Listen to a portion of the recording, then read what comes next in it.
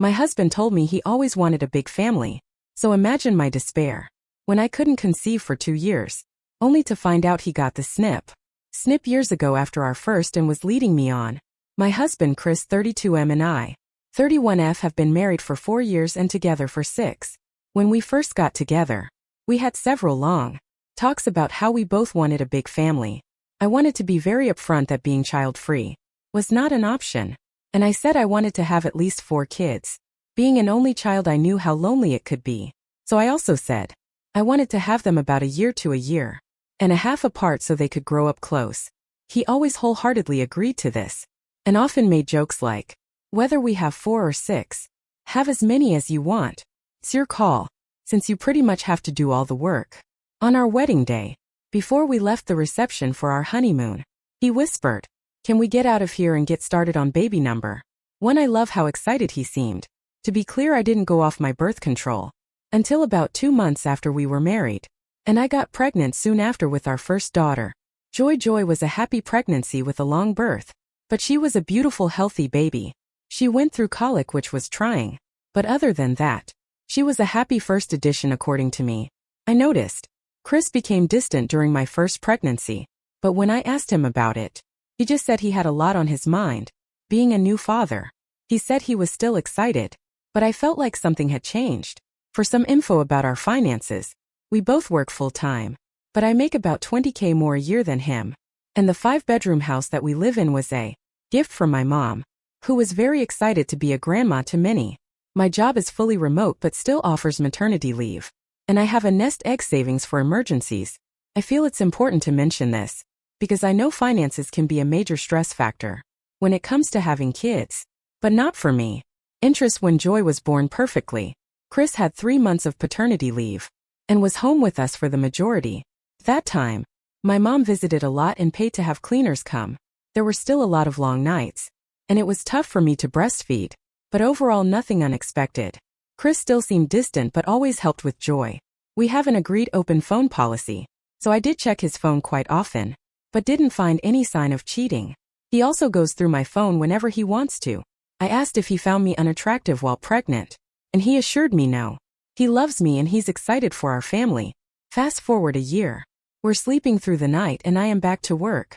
I saw my doctor and was clear to try for bundle of joy number 2, and Chris seemed very enthusiastic at this point.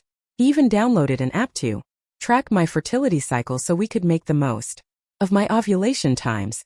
We had a lot of fun and he was always very passionate. But after 6 months of trying with no pregnancy, I started to worry. I voiced my concerns and Chris would brush them off, so I tried to be patient. However, almost 2 years passed, and Joy was growing up by herself.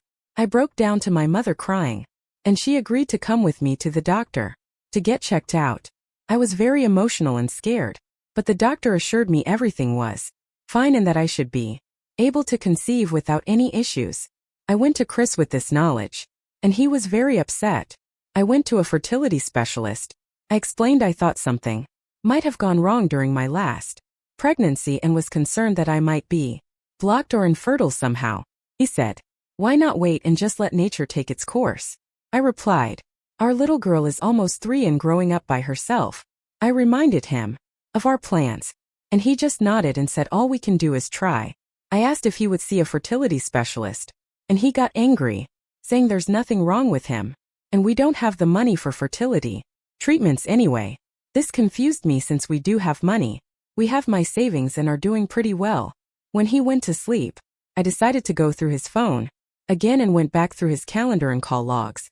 I noticed about 8 months after Joy was born, there was a block day, indicating he'd taken off from work, but it was in the middle of the week, and I don't remember any sort of special occasion behind why he'd take this random day off. I went through the call logs and found an office number about a week before. When I Googled the number, it belonged to the office of a local urologist. I couldn't believe what I was looking at.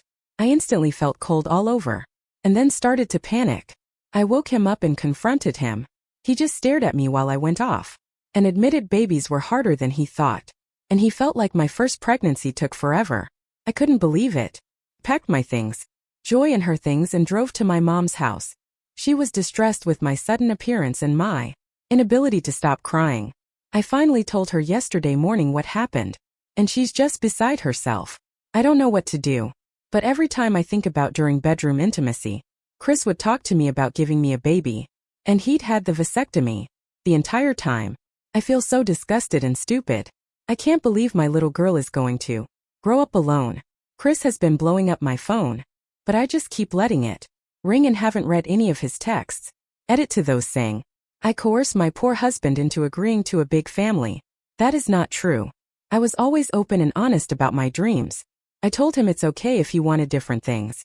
And he not only repeatedly agreed and accepted, but he also helped me plan nest, put together the nursery, and enthusiastically participated in conversations regarding having multiple children around, friends and family. He always said we'd have at least 4. That was our number. Him getting a apectomy behind my back was a complete shock. Also, we've both always agreed to the open phone policy. I never betrayed his trust by going through his phone, since I always had his consent to do so, and he has mine. We even have the same phone passcode. I never wanted to be in a relationship where we kept secrets from each other. I know other couples feel differently, but this is another thing. He always 100% claimed he agreed with Neon. I don't ever recall him doing anything for the post-op healing process, or maybe he hid it well. Update 1. Some of you make comments about my mom gifting my husband and me a house and paying for occasional cleaning services, implying that Chris feels somehow emasculated by this, and that I am too financially dependent on my mom. I make very good money, have a sizable savings and don't need any help. My mom was excited to buy this house for us as a wedding present. My dad passed away when I was young, but he was wealthy and left my mom everything, so she shares his love since I'm her only kid. I make more money than Chris and always have. Yes, his name is on the house, so yeah, I'm going to get screwed over in the divorce. Some of you complained I broke his trust by going through his phone. He goes through my phone too, and we even have the same passcode. Some comments call this agreement between us unhinged, which to me is bizarre. Chris I thought was my soulmate, my husband and best friend. We didn't have secrets, or so I thought. Isn't that the whole point of marriage?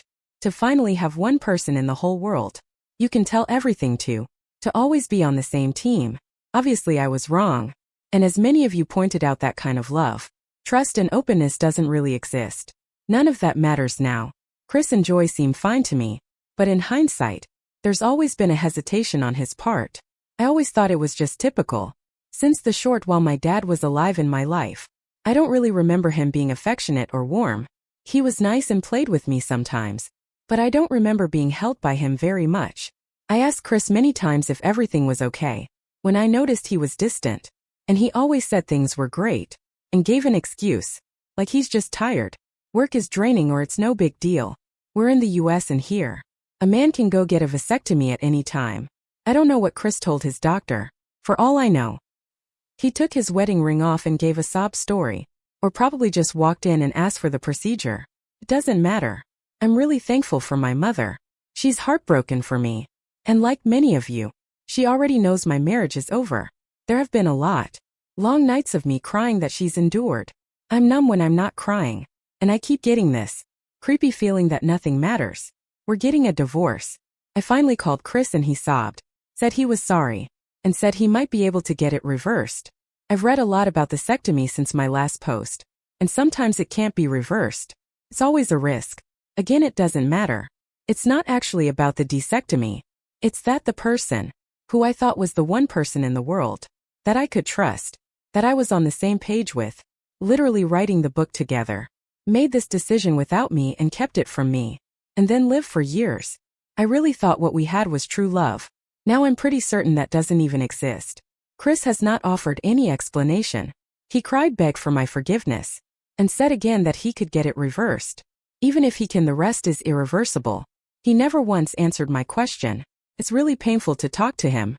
So after 3 times of asking in him, each time dodging the question and begging for forgiveness, I finally just asked him to please leave the house, and told him he'd hear from my lawyer. He texted that he's packed and left, and I haven't heard from him since. He never once asked about Joy. My lawyer says I might wind up paying alimony, but I might be able to get the house since it was a gift from my mother. And Chris has never made any financial contribution. to everyone telling me it's going to be okay, and that I can still have more children.